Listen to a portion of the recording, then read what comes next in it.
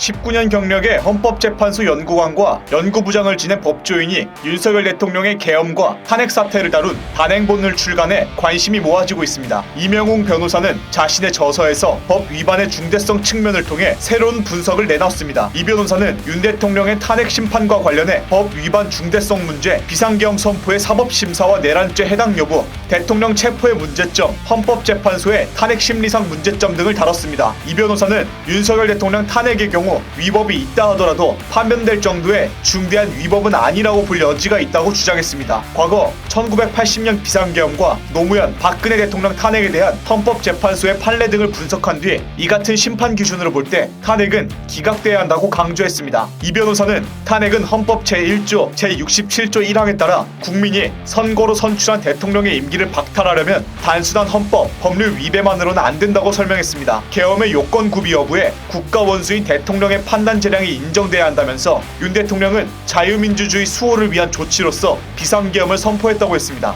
이 변호사는 국회의 잦은 탄핵 소추, 대통령 업무활동 및 처리 문제, 노동계 내 종북 세력 개입 의혹 등도 헌법적 관점에서 재조명할 필요가 있다며 박근혜 전 대통령 탄핵 당시와 현재 대통령의 탄핵 정국을 비교하면 법적, 정치적 차이가 분명하다고 밝혔습니다. 특히 윤 대통령에 대한 지지율이 비상계엄 때보다 증가한 것에 주목했습니다. 이 변호사는 현재의 여론 경향은 윤 대통령에 대한 지지율이 비상계엄 때보다 증가한 상태라며 탄핵 심판 이용에 재판관 6인 동의가 필요한 것을 감안하면 적어도 대통령에 대한 불신 여론이 3분의 2 이상 돼야 국민의 신임을 배신할 정도의 상태여야 할 것이라고 덧붙였습니다.